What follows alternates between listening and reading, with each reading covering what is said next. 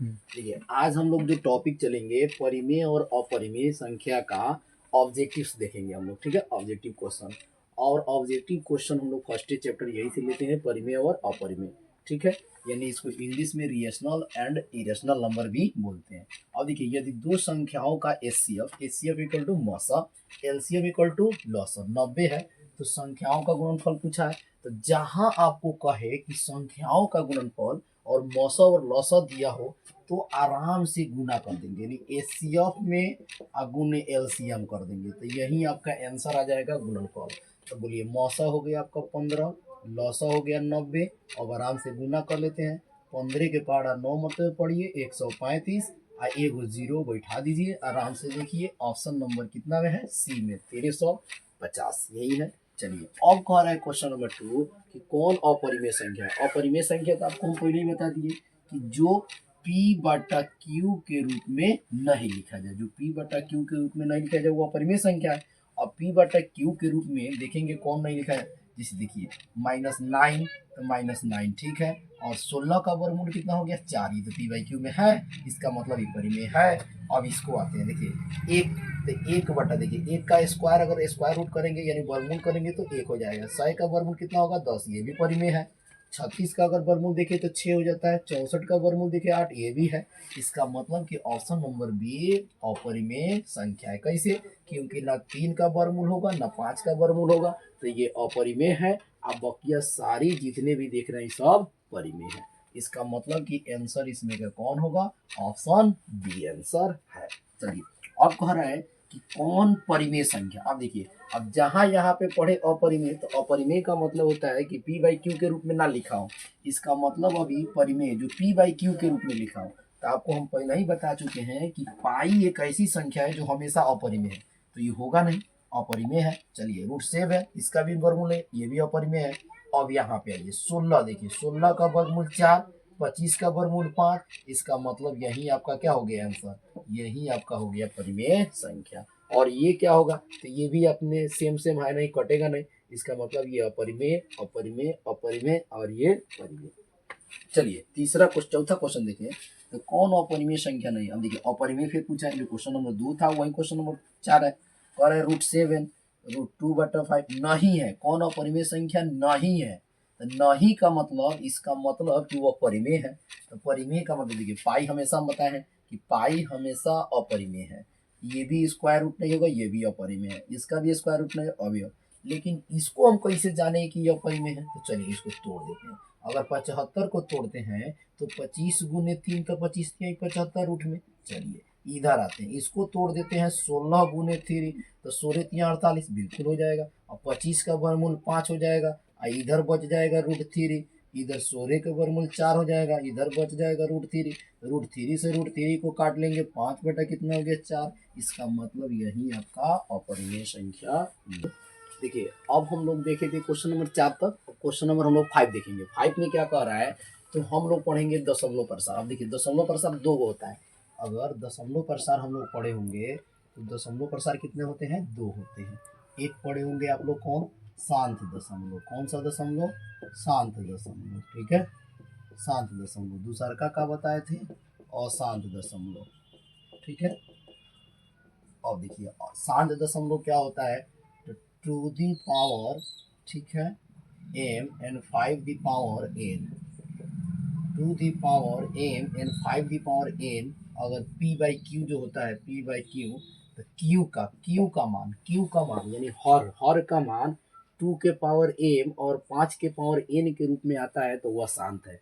अशांत का मतलब ई होता है जिसका q का मान 2 दी पावर m और 5 दी पावर n के रूप में ना आए, तो वो अशांत हो गया। ठीक है, तो अभी हम लोग चलते हैं। तो इस क्वेश्चन में कह रहा है कि कौन सा, मतलब इसका दशमलव प्रसार 17/8 का दशमलव प्रसार क्या होगा। तो इसका मतलब ये है कि 17/8 है, तो हमको ऊपर वाला से कोई मतलब नहीं है। क्यों नहीं मतलब है, क्योंकि ऊपर वाला p नीचे वाला q, हमको जब देखना है जब q का, यानी q का मान, तो q का मान देखेंगे 8, तो 8 का हम लोग फैक्टर करेंगे। इसका मतलब ये हुआ 17 ज्यों का ज्यों 8 का फैक्टर कीजिएगा गुणनखंड, तो 2 को तोड़िएगा तो 2 चौका 8, 2 दूना 4, 2 एकम 2। इसका मतलब हुआ कि 2 के पावर कितना 3, लेकिन फिर इसमें 5 का पावर नहीं है, तो 5 के पावर अपना से 0 बैठा देंगे। इसका मतलब कि यह 2 दी पावर m और 5 दी पावर n के रूप में है, इसलिए ये क्या है, शांत है। अशांत नहीं, शांत है। इसका दशमलव प्रसार क्या होगा, शांत होगा। ठीक है, अब चलते हैं नीचे। देखिए एक और क्वेश्चन लिए है इसी तरह का, 17/24। फिर हमको ऊपर वाला से कोई मतलब नहीं है, 17/24 तो 24 इसी तरह रहेंगे। हमको मतलब किससे है, तो 24 से, हर का। तो ऊपर वाला ज्यों का ज्यों रख दीजिए, 24 का फैक्टर कर दीजिए, ऐसे कीजिएगा। 2 छक यानी 12 दूना 24, 2 छक 12, 2 तिहाई 6, 3 एकम 3। अब चलिए इसमें 2 के पावर कितना हो गया, 3, 3 के पावर कितना हो गया, 1। इसका मतलब है कि इस रूप में देखिए तो आया है, नहीं आया। इस रूप में आया है, 2 के पावर m आया है, ठीक है, लेकिन 5 तो नहीं आ रहा है, दूसरा आ रहा है। इसका मतलब कि इसका दशमलव प्रसार अशांत आवृत्ति होगा।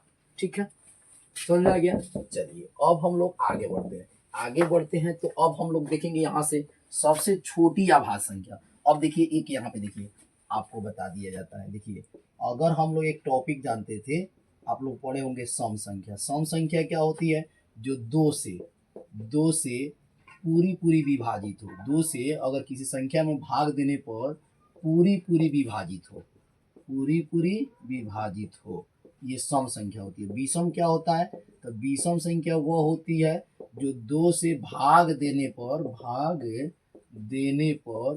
पूरा पूरा या पूरी पूरी विभाजित ना हो, पूरी पूरी विभाजित ना हो। तो इसको हम कहेंगे कौन संख्या, विषम संख्या। अब इसमें कह रहा है कौन संख्या, कह रहा है अभाज्य संख्या।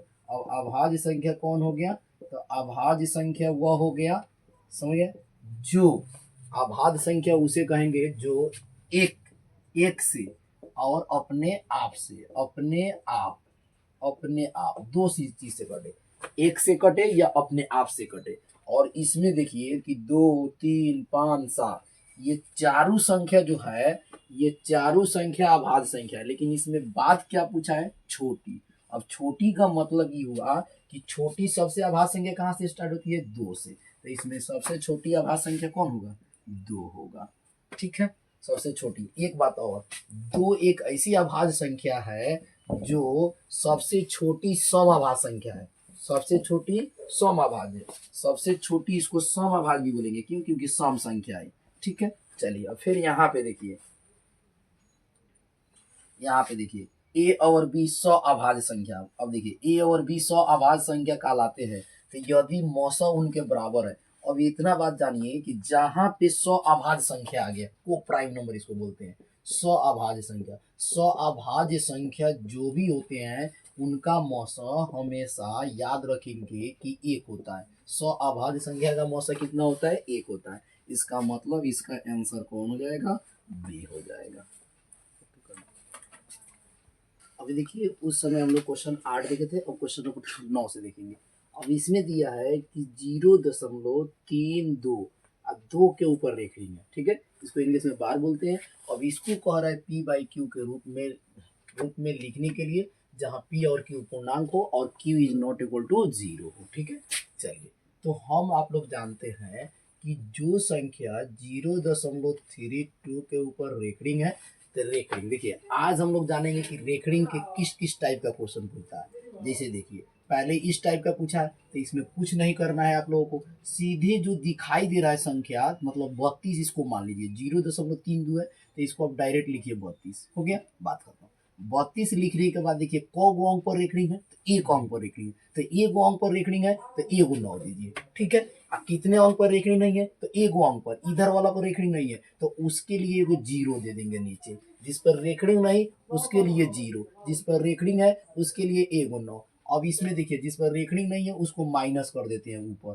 तो अब बोलिए 3 घटा लेंगे, तो 32 में से 3 घटाएंगे, 12 में से 3 गया 9 और 2 के 2, 29 बटा कितना आ गया, 90। 29/90 हमारा जहाँ ऑप्शन होगा उसको हम लोग क्या कर देंगे, टिक कर देंगे। ठीक है, समझिए ई हो गया। लेकिन एक और टाइप का अगर हम दे दे कि मान लीजिए इसको और दे दे ऐसे 0.3 के ऊपर रेखिंग, तो इसको सिंपल है, सीधे कहेंगे 3, एगो ऊपर रेखिंग है तो 1 9, एक ऊपर रेखिंग है तो एगो 9 काट देंगे तो 1 बटा कितना हो गया, 3, ये भी हो गया।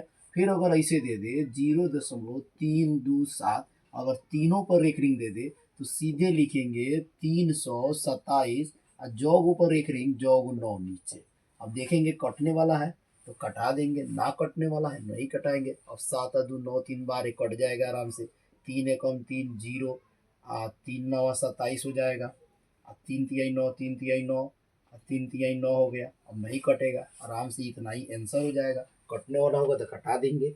और भी देख लेते हैं, अगर ऐसे दे दे 0.16 और दोनों पर रेखनी दे दे तो हमको क्या करना है, 16 लिखेंगे। 16 के बाद कितना लिख देंगे, 2 × 9, कितना 9, 16, 2 × 9, क्योंकि दोनों पर रेखनी है, नहीं कट रहा है, इतना ही रख देंगे। ठीक है, ये आंसर हो जाएगा। कथी का ही क्वेश्चन हो गया, रेखड़िंग वाला। तो रेखड़िंग वाला हम लोग देखिए इस तरह का को टाइप का क्वेश्चन पूछ देता है, ये भी देख लीजिए। ठीक है, चलिए तो हम लोग आगे बढ़ते हैं। अब उसके बाद देखिए, अब उसके बाद अगर चले तो इसमें से देखिए 625 के अभाज्य गुणनखंड में 5 का घातांक पूछा है, 5 का। देखिए बिहार बोर्ड हमेशा इस तरह का क्वेश्चन पूछा है, इसमें से भी पूछता है, इसमें से पूछता है। अब कुछ भी यहाँ पे दे दे अभाज्य गुणनखंड के घातांक का। अब इसमें पूछा है 600, तो 625 का यहाँ पे जब आप लोग अभाज्य गुणनखंड कीजिएगा तो सबसे पहले देखिए, अब यहाँ बात आता है कटाने का। तो कटाने के बाद आता है तो लास्ट में अगर 5 हो तो हम लोग 5 से भाग करेंगे, तो 5 से ही कटाएंगे। 5 के पहाड़ा एक मरतबे पड़िए 6 में, तो 1 हो गया, इसमें का 1 बचा, इधर 1 चला जाएगा तो 12 हो जाएगा। तो 5 दूना 10 हो गया, फिर 2 बचा तो 5 25। अब देखिए फिर 5 से लगा देंगे, 5 दूना 10, 5 25, फिर 5 से लगा देंगे, 5 25, फिर 5 एकम 5। इसका मतलब ये हुआ कि 1 2 3 4, 5 के पावर कितना हुआ, 4। इसका मतलब कि 5 का घातांक, तो 5 का घातांक यही ना है 4, तो बिल्कुल आंसर हो जाएगा आपका 4। अब देखिए, अब इसमें कह रहा है कि 6x के पावर 4y और 12xy का महत्तम। अब देखिए जहां पूछता है महत्तम, इसी को तो हम लोग इंग्लिश में HCF बोलते हैं। इसका फुल फॉर्म होता है highest common factor, highest common factor. ठीक है, अब इसको हम लोग कैसे देख लेते हैं, तो इसको देखिए। अब इसको जब लोग हम देखेंगे तो सीधे लिखेंगे 6x के पावर y इक्वल टू, इधर देखिए 12xy। अब देखिए, अब ये दोनों का हम लोग देखिए इतना आसान से समझेंगे मौसा कि 6 है तो इसके जगह पर हम लोग गुणनखंड कर देते, 2 गुने अगर 3 करे तो 2 3 6, बिल्कुल हो गया। ठीक है, 6 हो गया। और देखिए x के पावर 4 बेर है तो 4 बेर लिख देते हैं, 1 2 3 4 है। अब देखिए अब y कितना बेर है, एक बार, चलिए y लिख दिए। उसी तरह 12 है तो 2 का 2, 2 दूना 4 और 4 तिहाई 12, x हो गया, y हो गया गुना। ठीक है, चलिए अब देखिए हमें देखिए एचसीएफ निकालना है। तो एचसीएफ कहता है कि जो दोनों में कॉमन हो। अब दोनों में कॉमन कौन मिल रहा है, एक 2 मिल रहा है, एक 2 मिल रहा है, बिल्कुल मिल गया। एक 3 मिल रहा है, एक 3 मिल रहा है, बिल्कुल मिल गया। अब देखिए इसमें क्या हुआ, एगो एक्स मिला, एगो एक्स मिल गया, एगो वाई मिल गया, एगो वाई मिल गया। जो मिल गया उसको लिख लीजिए, तो 2 मिल गया, एक 3 मिल गया, एगो एक्स मिल गया, एगो वाई मिल गया। अब जो यही हो जाएगा तो 2 तिहाई 6 और एक्स और कथी वाई। जहां देखेंगे ऐसा ऑप्शन होगा 6xy, वही आपका आंसर हो गया। ठीक है, चलिए अगला देखिए, 64 के वर्गमूल को 64 के घनमूल से। अब देखिए यहाँ पे क्या कर रहा है, अब 64 के वर्गमूल देखिए, वर्गमूल हम लोग जानते हैं। देखिए तो 64 के वर्गमूल को 64 के घनमूल से। अब 64 का वर्गमूल, 64 का वर्गमूल, ठीक है, इधर आइए, 64 का घनमूल। चलिए अब देख लीजिए यहाँ पे 64 का वर्गमूल। अब 64 का वर्गमूल क्या होता है, तो 64 का वर्गमूल मतलब यहाँ पे 64 लिख देंगे, यहाँ पर 2, एक मतलब कि 8 में 8 से गुना करेंगे तो 64, तो 64 का वर्गमूल हो गया 8। अब 64 का घनमूल कीजिएगा तो एक मतलब यहाँ पर क्यों देंगे, तो घनमूल का मतलब कथी, 4 गुने 4 गुने 4, 3 बेर 4 से गुना करेंगे तो 4 चौदह 16, 16 चौदह 64, कितना निकलेगा, एगो 4। यहाँ पर 2 बेर, यहाँ पे 2 बेर 8 गुने 8 करेंगे तो एगो 8 बाहर निकल जाएगा। तो ये 8 वर्गमूल हो गया और 4 घनमूल हो गया। अब कह क्या रहा है कि 64 के वर्गमूल को 64 के घनमूल से, तो 64 के घनमूल 4 हो गया और वर्गमूल 8 हो गया, और जब भाग दीजिएगा तो 4 दूना 8 कट गया। इसका मतलब है कि आपका आंसर कितना हो गया, 2 हो गया। ठीक है।